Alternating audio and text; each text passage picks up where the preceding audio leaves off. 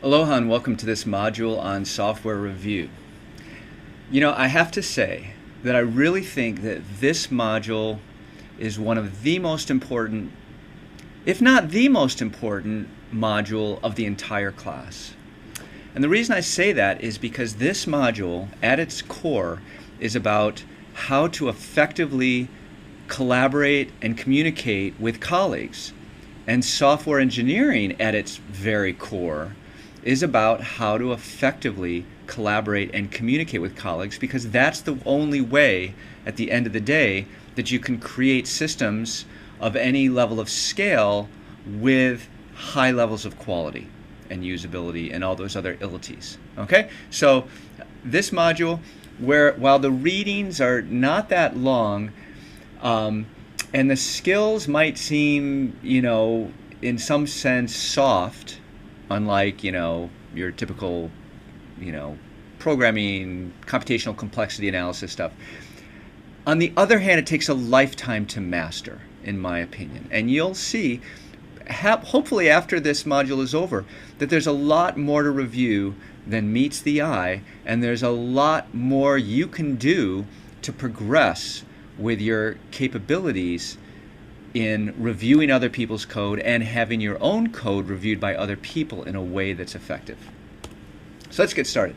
The objectives: want to understand why we want to do technical reviews, look at the work that's been done before. It's probably one of the most heavily researched topics in all of software engineering. There's an immense amount of literature about this. And finally, to kind of kick you off toward thinking about reviews while you're doing them with an eye toward, this is an important thing, this is an important skill, I need to understand how to do this efficiently and effectively. Okay? So an optimal review, if we could have a perfect review, what would it look like? Well, the first thing is it will find all non-trivial defects in the artifact under review. That could be a code document, that could be a design document, it could be the documentation, whatever. Okay? The second thing is that reviewers come out with deep insight into the code, so there's a knowledge transfer process.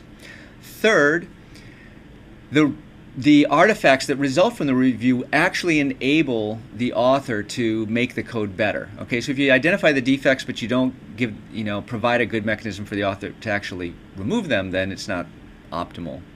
And then finally, you should be able to do this with the minimum possible effort. And that's kind of the squishy part, actually, because you can do reviews with very little effort, but they won't necessarily find all the defects and provide deep insight and so forth. On the other hand, if you really try to find all the important defects and so forth, it can involve an immense amount of effort. Okay, and so this is the kind of the interesting trade-off that people have been working on in software engineering for 30 years, is how to to make that trade-off between the effectiveness of the review and then the efficiency of the review. Okay. So what's come out over time is that there's basically three kinds of review methods. There are methods that I'm going to loosely categorize as walkthroughs, and those are methods that really it's kind of, you pick up your code, or you email your code to a colleague, you walk over to their cubicle, you sit down, you talk with them about it, you get some ideas, and then you go back to your cubicle and you implement them. Okay, so very unstructured, very low overhead, very low cost. On the other hand, very little guarantees that anything significant will be accomplished as a result of it. Nevertheless, in many cases, if you're just looking to get some initial feedback on some very top-level aspects of whatever artifact it is you have, the walkthrough is probably going to be your best bet. Okay? The next level in formality, complexity, and effectiveness is technical reviews. And there, the emphasis is detecting defects.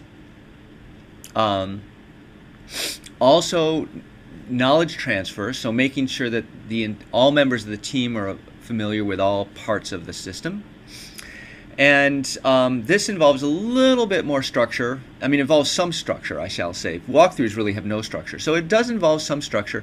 Usually there's some kind of preparation phase. There's some kind of, review or review phase where the reviewers are looking at things, and then there's some kind of structured artifact that results from a technical review. Then at the high end, there's this method called inspections. It was implemented originally proposed by Michael Fagan in, I believe, 1970, and he was a researcher at IBM. And he came up with a process that was intended to detect and remove all defects, or as many as possible, from, in this case, I think they started with design artifacts, but it very quickly went to code artifacts. And it was a very formal process. It involved training sessions for all of the individuals. There were different roles for each person in the review, and they played around with how many reviewers and all sorts of aspects of this inspection model over the next 30 years, trying to tune it. Okay, and what they discovered is that inspection is very, very effective, and it's very, very expensive. Okay, so we'll be looking at it in a little more detail, and then you'll kind of understand why. So just to summarize, what you've got is this trade-off between the cost and amount of process for a particular method, and the kind of the probability that you're going to have a good outcome in terms of removing defects. Okay, going from walkthroughs where there's very low cost, very little process, might work great, might not work at all, to inspections where there's a very high cost, but if you're willing to pay that cost, there's a very high probability that it's going to work for you.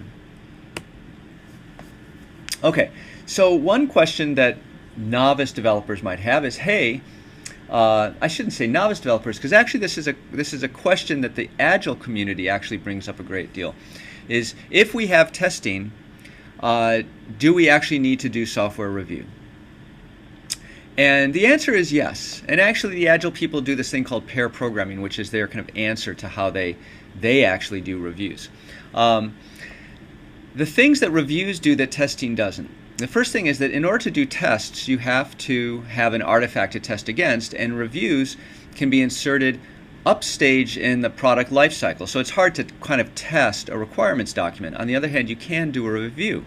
And so you see in this upper, bar, what happens is that if we insert these little R's, these little review phases into the overall development process, what happens is the requirements phase will stay the same, but then you can see that as a result of doing review on requirements, our design phase takes less time because we've removed defects from the requirements document. And then after the design phase, we're going to tack on a little interval to do review.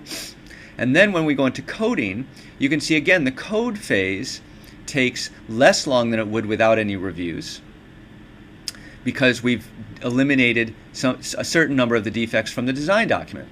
And then we do a review of the code before we go to testing. Once again, the testing phase is shorter than the corresponding testing phase would be if we didn't do reviews, because this review has removed defects from code. Okay? And so even though we're adding in additional time, we've got this whole new phase of the development process, which is review, which is going to add time to the overall length of development. The hypothesis, which has been confirmed empirically many, many times over, is that the overall development time is actually quite a bit shorter. Okay? Because what we've succeeded in doing is removing defects earlier on in the process, not leaving them all to be discovered during testing. And as a result, all these intermediate phases are shorter. Okay? So as you can see, they reduce rework. And rework has been shown to account for a great deal of overhead during development. They also can do something that testing can't do, which is they can find errors that result from omission, simply a missing requirement. Okay, and that's often difficult to actually discover through testing, where you're basically exercising an existing code base. So you'd have to, it's a little tricky to test to see if something that should be implemented hasn't even been thought of as a requirement for the system. And then finally, getting people in to look at requirements, look at design, look at code is a way of creating effective corporate standards and enforcing them and communicating them across the people in the group. Now, there's a lot of research on review and a lot of case studies, and really 90% of them show very positive results. And I've got a page here. Aetna shows that reviews found most of their errors. Bell Northern showed that the cost to find a defect if you did it via inspection was an hour. If you did it via testing, was 2 to 4 hours. If you did it in the code through a bug report, it's going to be 33 hours. So immense time and money savings by doing inspections. Hewlett-Packard said in 1993 they saved $21 million by doing inspections. IBM used a very high-end form of inspection called clean room software development, where they were developing C system software. This was for one of the space programs, and they had no errors from the time of the first compile. Okay, that's pretty cool. There were no compiler errors, no syntax errors in the code, much less logic errors. Okay, so you can get pretty impressive results. I think you have to take the case studies, although, with a little bit of a grain of salt, because the problem is that when people try inspection and it fails, they rarely write a paper about how it failed. Okay, they might have gotten fired, or they got reassigned, or they went on to do something different that appeared to have a better chance of working. So it's one of those things where I think there are examples of failures of inspection and review in industry, but we don't hear about them as much. But there's many existence proofs that inspection and review, when done appropriately, can succeed. Okay. And I also want to give you a sense that there are many different kinds of reviews out there. We're just going to I'm not going to really try to expose you to all the different ones that are there. I'm going to instead kind of put one together that is reasonable for the context of this class, and hopefully you can start thinking about in your own separate work, how could I improve upon this, either by adding structure, reducing structure, changing the kinds of checklists or questions that are asked in such a way that it makes a more optimal review method for your particular circumstances. So now I want to talk about inspection, which is the granddaddy review method of them all. Every self-respecting software engineer, if you go into an interview and someone says, do you know about inspection? You should be able to answer, sure, I know about inspection. We talked about it in our class. I've never actually done one, but I can tell you a little bit about how it works if you're interested. And that should be good enough for most interview situations. So basically, inspection consists of a 6-stage process. This is the overview slide. I'm going to go through each of these stages in turn. In the planning stage, the idea is we're going to create a review package. So this is where the kind of inspection owner is going to figure out what's going to be reviewed, what checklists are going to be employed to do the review, any other data sheets, any other supplementary material, pick the people that are involved in the review, determine when the meetings are going to occur. Then there's an orientation session, which the inspection owner or moderator calls, where the author presents an overview of the code or the document that's going to be reviewed. The reviewers are given this package of review materials. There are goals established for the preparation stage. The reviewers all buy in, and then they go off individually and try to find the maximum number of non-minor issue using the checklists and any other materials that are provided. Then they all, and so here's an example of ways issues can be classified as being critical, severe, moderate, or minor. Minor issues generally don't get recorded in an inspection. They actually shouldn't be recorded in any kind of review process because they're minor. Okay, you want to focus on the important things. In fact, much of the goal of the quality assurance tools that I'm providing to you in this class and then forcing you to use is essentially to kind of, if your code passes all of these automated quality assurance tools, check style, PMD, find bugs, etc., then there aren't any minor issues anymore, okay, in general, or shouldn't be, and then everything that remains is probably not minor because all the minor stuff, the formatting, the documentation, and so forth should be already taken care of. That's the goal. I don't know that in all cases it occurs, but certainly that's the goal. So then we go on to the review meeting, where the goal is to consolidate together all of the individual issues that the reviewers discovered working independently, decide which ones are minor and non-minor, see if the group talking together about the code can generate new issues that didn't occur to any of them individually,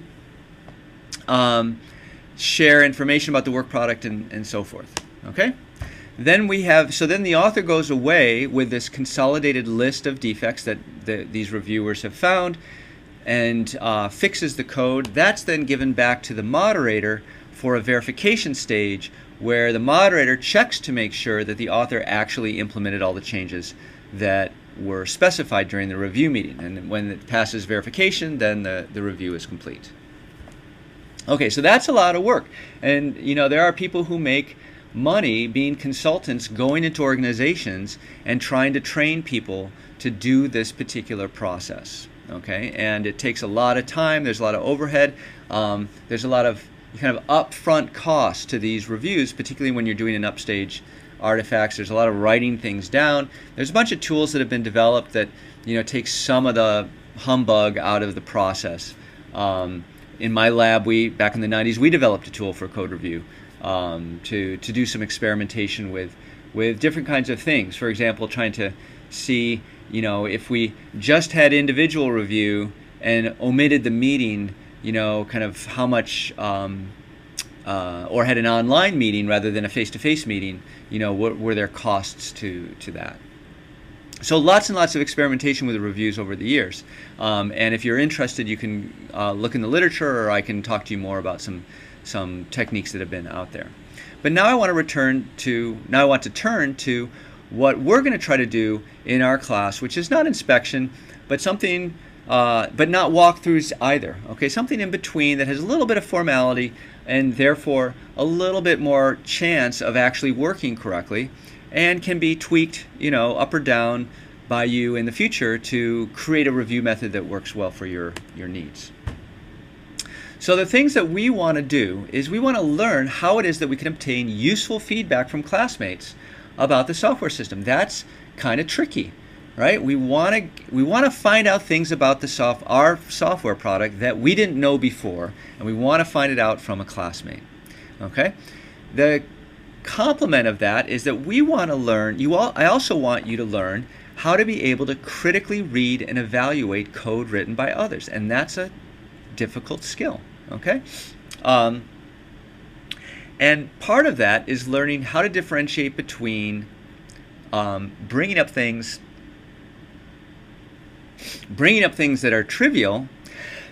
Excuse me, bless me. Bringing up things that are trivial and kind of a waste of time for you to think about, or the author to think about, and other things that you bring up that basically blow away the author. Oh my God, I would have never thought of that particular issue, and really add some value, not only potentially to that code artifact, but it may change the entire way they do development in the future. I mean, that's the ultimate goal. One of the ultimate goals of technical review, right, or of review process in general, is to transcend the particular artifact on hand. So we want to make the current piece of code as good as possible. But really, there's a bigger goal, which is to not only make this particular code artifact higher quality, but also to make all future code artifacts higher quality, because you've learned something insightful that changes the way you do future development so that it's better. Okay? So if you can do that, then review starts to be a highly leveraged activity, right? Because you're not only getting a positive return on the current artifact, you're getting a positive return on all your future artifacts.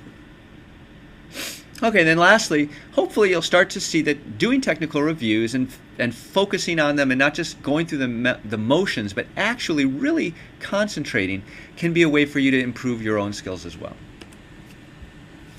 So we're going to start off with a checklist-based technical review process, where whenever we do a review, someone, probably me, will have created a checklist in advance which kind of guides the reviewer in terms of what they should focus their attention on. Okay? And then the reviewer has to write down, communicate in writing what it is that they discovered in the document. And then it also involves the reviewer and the author going over this document together, okay, face to face, so that they can really understand what it is that the reviewer intended, okay. It's hard to communicate everything you might have thought of, so you might write a kind of a one-sentence summary of the issue. But then, to make sure that it was really effectively communicated, you have a face-to-face meeting, put a little more time in to actually make sure that the author understands what you as a reviewer were talking about. Okay? Pretty simple. However, creating good checklists, extremely complicated. Okay? Because it requires some kind of, first of all, you got to understand what it is that we want to accomplish, where we want to focus attention, and ultimately that requires some kind of insight into where the bugs might be hiding even before you've looked at it. Okay? There's a lot of research on checklists that have been out there. You can go look at them. I think ultimately it's better to try to generate a checklist. You can look at them for kind of insights, but you really ultimately need to generate your own checklists. You need to think about the domain you're working in, think about the skill set of the developers that you're working with, and generate something that is effective for your particular context. Okay, so we're going to be doing these reviews all semester long. And because of that, I want you to start popping up a level. I want you to do some meta-level thinking whenever you're doing a review, okay? I want you to ask yourself, while you do a review of your partner's code, is my review actually succeeding in revealing problems, okay, in that person's code? And are they significant problems? And are they problems, and am I able to communicate them at a level where the author is not only going to make higher quality code this time around, but even will improve their coding in some future assignment? That's would be good, right? Secondly, is my review resulting in increased understanding, about this domain, about Eclipse, about Java, about software development, etc., etc. And then finally, and here's the tricky part, can you do it efficiently? Okay? Now, if you spend 48,000 hours looking at a robocode robot, fine. You maybe find a lot of great things about it, but we just don't have 48,000 hours to spend looking at every darn piece of code that gets written. So the final trick is figuring out how to make that balance between the investment of time and the payback. Okay, and again, I wish I could say there's some magic number. Actually, there have been some magic numbers. There have been some magic numbers put out there, which is something like, I think it's like 250 lines of code per hour is what I recall. I don't remember exactly, but they actually did compute an optimal reading rate for code in some empirical studies, and I believe it was somewhere around 250 lines of code per hour. That you could, if you were reading code or reviewing code faster than that, then you probably weren't spending enough time on it. I don't know. I'm not. In some sense, I believe it in the context of that specific study. Its external validity, I have problems with. So I'm not going to tell you about a specific number to shoot for, but I want you to be just internally reflecting upon, is this working? Is the checklist actually guiding me to spend my time effectively? Because usually when you're wasting time, it's because either you're not focused, or the checklist is forcing you to spend time doing things and looking for things that aren't actually that important. Okay? So, when doing the review, think about all these things and then try to think about ways that you can actually make it better in future. Now, there's a whole bonus section to this module, which is based upon two sets of readings that I've asked you to read for this module. One is a very famous essay written by a very famous software dude, Eric Raymond. He wrote The Cathedral and the Bazaar, which is a very famous document. There's a few different famous things that he's done. But this is one of his writings that I think is really pretty fundamental to effective software engineering, and I ask people to read it every semester. It's called How to Ask Questions the Smart Way. Okay? And if you think about it, so much online discourse in the world of software development is one person asking a news list a question, hoping that somebody else will answer it. And if you think about it, our class list, for to a great extent, hopefully more and more as the semester goes on, consists of students asking questions of the list, hoping that someone else will answer them. Okay, and the topic of this this essay, which is quite long, but you need to read it all, okay, and spend some time with it, is called How to Ask Questions the Smart Way. And the basic premise is that most people, if they don't have a lot of experience, tend not to ask questions in a smart way. And a smart way is a way in which the reader of the question can quickly and efficiently and effectively answer the question or solve the problem that was being requested through the question. So answer the question correctly and usefully. Okay? And if you think about it, that's really what software review is also about, is how to efficiently and effectively communicate between software developers. Okay, so I think there's a lot of synergy between these two topics.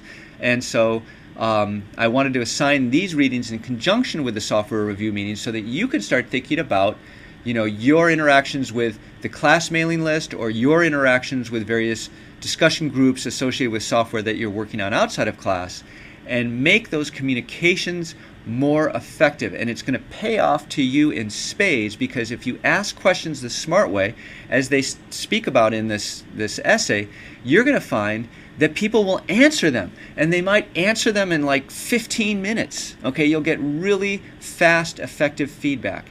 And experienced software developers, okay, I can tell you, being one myself, it's very easy to see questions that are asked in a smart way versus questions that are asked in a not so smart way. Okay? And if I see a question that's asked in a smart way, and because it's asked in a smart way, I know whether or not I can answer it effectively and efficiently or not. Okay? If the answer is I can answer it effectively and efficiently, I am extremely likely to do so. Okay? Because, answering questions, helping people out, that's a natural human emotion. We like to do it. Okay? But we don't like to do it when A, we're worried that we might not be answering the question that was being asked because the question wasn't asked in a clear way, or B, because it's going to lead to so much time, trying to suss out what this person actually wanted, that we don't want to go down that path. Okay? So,